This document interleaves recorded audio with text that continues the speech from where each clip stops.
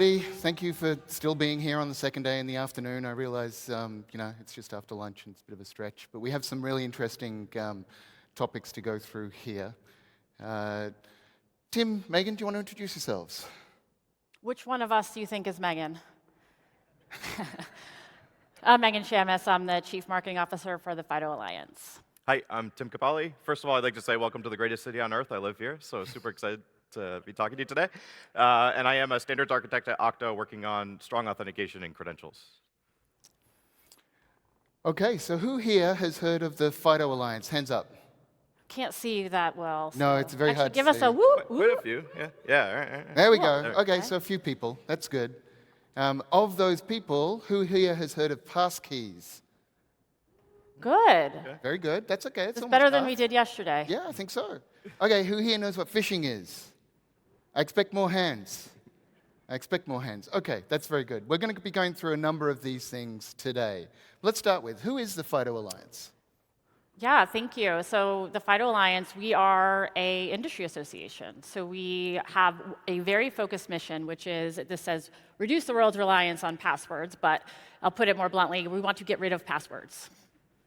That is our mission. Okay. And to achieve this mission, we do three things. So we provide open technical specifications for phishing-resistant authentication. That's a core thing. This phishing-resistant authentication is FIDO. We do certification programs to certify against our specs, as well as certify products in adjacent spaces, like identity verification, biometric components, as well as devices for IoT, smart devices, edge computing. And then market adoption programs, which is really what my remit is to gain worldwide adoption of take over the world with phishing-resistant authentication. And I don't believe you have anything to do with men consoling each other, so I apologize. I went a little bit fast on the slide there. But the context of this slide here is that when we interface to people face-to-face, and we've all been here this week and we've been talking to each other, we automatically authenticate each other. We authenticate each other based on the way we look, the way we talk, the way we act, the way we behave. And we do that all the time while we're doing it as well. If you were talking to somebody and you turned around and you look back and somebody else was in their place, you'd instantly know that that was the case. But that's not necessarily how it works in the digital world, because famously in the digital world, no one knows if you're a dog. No one knows exactly who you are and what your kind of identification is. We've built up ways to do this, but we've lent on history in order to organize that. And historically, when you've wanted to identify somebody, you might have, passwords, passphrases, you'd have secret knocks and handshakes, you'd have keys and locks, there might be a secret door, there might be a letter of passage. But the problem is that we're using these in a digital age where the computers are better at those things than we are. They're better at passwords than we are in terms of remembering them and in terms of brute forcing them. So, how do we solve that? With more passwords. No, I'm just kidding.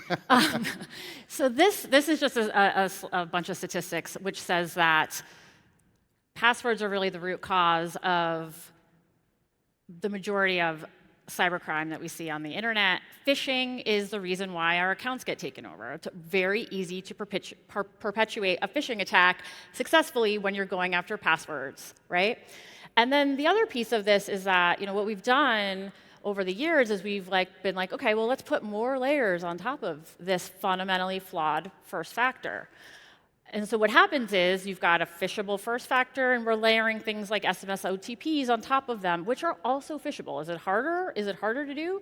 It is, but it's still phishable, right? And so really what this is saying is this is the problem that we're trying to solve. And the problem is still very, very large. And then you want to bring generative AI into the party. These numbers, we did the rehearsal for this, and I can't even say these numbers are so big, easily. 1,265% rise in malicious phishing, right? Yeah, there's a decimal point missing there. Yeah. It's these numbers are absolutely wild, and it's getting worse, right? Obviously, we know how quickly AI has become top of mind and penetrating the market very quickly. This is only going to get worse if we don't start tackling some of these challenges with phishable authentication. And so to solve this, we have multi-factor, as mentioned. We can have the ability to use multiple factors of authentication. You've got something potentially like a password. You've got something that you have, like some sort of physical token or dongle, and you have something that you are, which is a biometric or iris scan or fingerprint, that sort of thing. The problem is some of those things are still subject to attack, and they can be potentially phished. So if you have OTPs, people can take those OTPs, even if they're dynamic, and as the authentication is going on, they can take that and then use it in the authentication process that they are trying to essentially steal at that point. So there's different ways to attack authentication depending on the type of authentication we're talking about. And if we start, right back in the start, when we had that example of passwords and so forth, and how computers are better at it than we are, and that's often because, back in the dark days of IT security, people were using non-complex passwords. They were, very simply your mother's maiden name, your dog's name, these sorts of things that could be guessed or could be determined relatively easily. And then using them, the same one, for multiple services. This is how credential stuffing works and is highly successful. It's because, not to anyone's fault. Who wants to remember and put in a unique password for every single online service that they have, which is like 200 accounts for most people, right? So exactly. It's no one's fault. Impromptu hand raise. Who uses a password manager? Be honest. Good. Okay. Actually, that's pretty good. Okay. Okay, that's good. That is good. Because you're going to need one of those probably for a complex password. You can't remember all of the complex passwords that you need for your day-to-day operations. And so, seeing as you were bold enough to get people to put their hands up, I'll do that as well. Who here has a nice complex password, but every time that the date rolls along that you need to update it, you put a 1 at the end and a 2 on the end and a 3 on the end? Who does that? I like a % sign myself. Okay, I think there was about 3 people in the audience being honest and everybody else being dishonest. Because it's very common, and it does lead to the opportunity for people to still brute force, still use credential stuffing. It's not the same, exact thing, but you can use additions, appendages to that. This is guessable, right? I mean, Yeah. people have the psychology of people. Right? So when you tell folks you need to change your password every 90 days, and it's the spring, and it was winter, it's going to be spring 1, 2, 3, 4, 5, 6, fall 1, 2, 3, 4, 5, 6, and they can just, criminals can just try as many things as they want, because these are very typical behaviors that we're used to. Exactly. And so to solve those problems, well, we need unique passwords, which is great, but they're harder to manage at that point. And we have requirements coming up in PCI DSS that these passwords have to get longer because computers are better at it than we are. And so it's just becoming harder to manage. To solve those problems, we have MFA, multi-factor authentication, a complex unique password, plus an OTP or something that is dynamic. Maybe it's a biometric that's being used as well, but that is still potentially open to phishing. If it's an OTP, there's SIM hijacking and things that can go on to intercept that OTP, or you can do, in the browser attack or in the middle attack, that sort of thing. And that leads us to phishing-resistant authentication, where you actually get rid of the brute force. You get rid of the ability to use credential stuffing. You get rid of a lot of the problems, including phishing, and you end up with a very strong authentication mechanism. So how does this work? So we'll use we'll use FIDO authentication as a way to illustrate the properties of phishing-resistant authentication. And I did not go to school to be a weather person, so I'm going to turn. I did go to school for TV, though, ironically. On the left-hand side, we have a laptop where the user is accessing example.com, right? The typical flow, they're going to sign in. And in this case, we have a phone on the right-hand side, which is going to be the authenticator. The 3 main properties here are using public key cryptography, generating a private key on the device, and sending the public key to the server. So if the server were to be compromised, you can't really do anything with the public key. It becomes useless, right? So that is a very critical, fundamental piece of many of these technologies, including mobile driver's license. A lot of these other adjacent technology areas are all based on public key cryptography. The other piece is name binding. You'll see on both sides example.com. This credential that I have on my phone is only valid on example.com, including when an attacker uses some trickery to maybe replace the L with a 1. Very, very common. Or some of the Unicode fun you can do to make an address look different. You can't fool that in this manner because there's an exact string match for the site you're accessing. And the last one is proximity. These devices have to be close. They have to be within, me to enter. Otherwise, the exchange will fail. So these are the 3 critical properties, whether it's a security key that you have in your pocket or on your phone, on your keychain, whatever it may be. It brings us a really secure phishing-resistant solution that is very, very hard. How many people have had to do like phishing awareness training at work? Yeah. How many of you have gone to school for cybersecurity and to like detect phishing attacks? Right, so that's the point. Like, by the way, no one raised their hand because I don't think there is a school for that. But the point is that this takes the burden off of all of you and all of your users, all of your workforce to have to identify this. They have nothing to. They cannot give away their FIDO credential, their passkey. Period. For those of you who didn't put your hands up then, I have taken a mental photo, and your assessor will be coming to see you later on. So if we look at the next slide there, if we look at what a passkey is, right? You've probably heard that term. We saw a lot of hands go up. It's not necessarily something new. What happened is in the industry, we had these like security key things, and then like on Windows, it's like Windows Hello, and on Apple, it's Touch ID or Face ID. These aren't really representative of it's not a consistent representation across devices, right? And that's really important. The example I like to use, we're in payments, right? People pretty much understand what the tap-to-pay icon means these days. They don't know how it works, but that's okay. They know what to expect. They can tap their card, tap their phone, tap their watch, same experience. So the idea with passkey is it's a new name for this thing that was very inconsistent. Some sites called it the protocol, right? FIDO or WebAuthn. Does that mean anything to anyone other than if you're a tech nerd? Sorry, no offense. Imagine trying to introduce a consumer to WebAuthn. No, right. So you can just think of them as these FIDO credentials. And we also introduced some new capabilities. So on the next slide, we'll see that there is actually a new option to sync the passkey. Oh, sorry, I'm looking at the wrong screen. And next one. I was too, yeah. Yeah, this is not matching. Sorry about that. Can we go Which back where one? are we at? Oh, okay.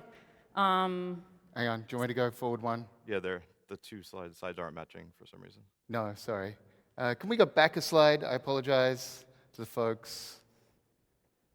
I mean, what a spoiler alert that was. Back another one.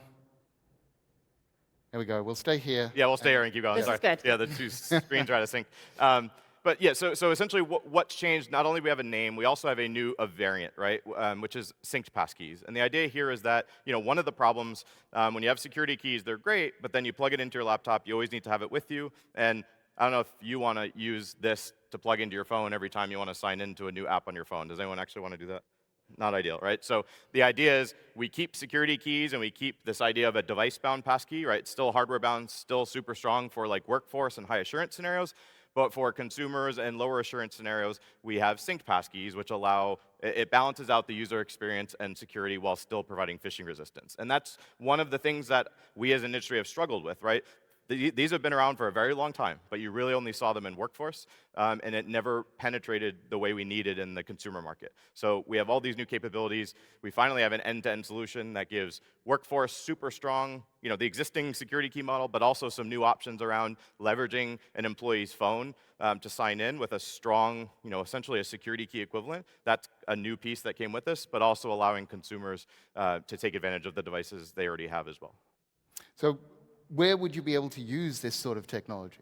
The nice thing is that the technology itself is available today, right? So I couldn't fit everything on the slide. Pretty much every device, browser, and app combo you can find out there supports some form of passkeys today, which is amazing, right? Like it comes out to something like 97% of active devices in the world can support passkeys, which is really awesome in a very short window.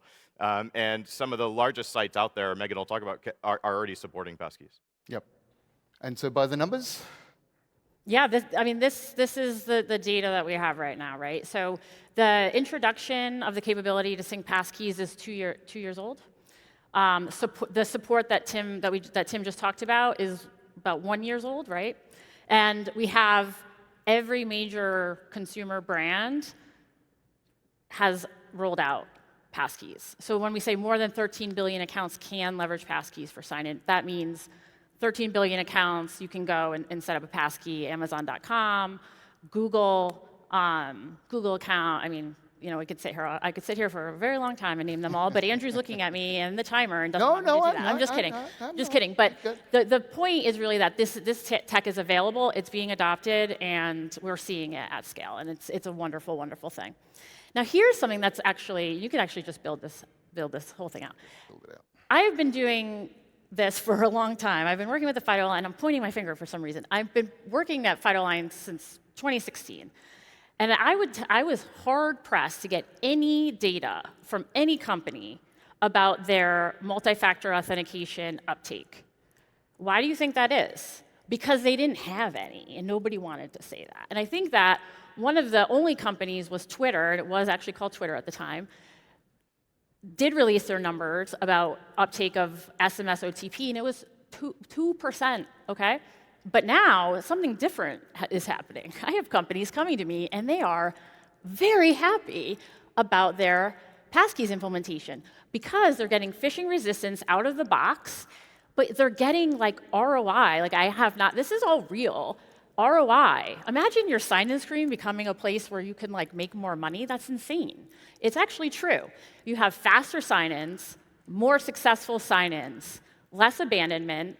All of this data is here for the taking. I'm not going to go through all of it, but the takeaway is, yeah, you get phishing resistance out of the box. You get real business benefits too.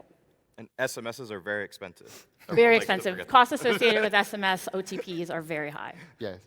So what does PCI DSS have to say about this? So in version 4.0.1, which we released relatively recently, we have made some changes around phishing-resistant authentication. We don't currently have a formal stance on passkeys, but we are working on some authentication guidance that will be released some point in the future. I won't commit to a date right now, but we'll talk about these sorts of technologies in a little bit more depth. At the moment, we have requirement 841, which is multi-factor authentication must be used for all non-console access into the CDE with administrative access. You can use phishing-resistant authentication. However, that must be coupled with a second factor. For 842, which is access into the CDE that is not administrative access, it's user access, here is where you must use MFA, except if you have a single factor that is phishing resistant, you can just use that. And that has been an update in version 4.0.1. Now, if you're wondering what console, non-console access is, block of text there, it's straight out of the standard. I won't walk through it. It's in the standard, it's on the screen. I will also note, while we're talking about authentication, we do not have a requirement in PCI DSS that all authentication factors must be validated at once. We sometimes get questions where people ask, do I have to provide my password, another factor, and only then can I get some indication of success of any one of those factors? Best practice to do that because it helps reduce phishing, for example, because you can't brute force the username and password even if you don't have the OTP. However, we don't have a requirement for that in PCI DSS. So ending up here, a couple of points that I'd like to get to. 12-character password requirements are coming in the end of March of next year. Multi-factor authentication for all access into the CDE, all non-console access is coming at the end of March next year. Ideally, look to how you can replace passwords with phishing-resistant authentication, because it is fundamentally better than the technology of passwords. It just works better, and it is more secure. Secure your enrollment and reset processes, because that's the next step. People can't attack the authentication process. They're going to look at the enrollment process. They're going to look at session binding, that sort of thing that you need to look at. And then consider the security around that, around your sessions, around your authentication tokens, reset, OTP delivery, that sort of thing. Also, finally, bear in mind that pretty much all authentication hangs off some sort of cryptography. Even passwords are going to be hashed or encrypted or something like this. So keep that in mind when you're doing your cryptography kind of roll up and look in requirement PCI DSS 12.3.3. But that's it for now, so thank you very much. Thank you.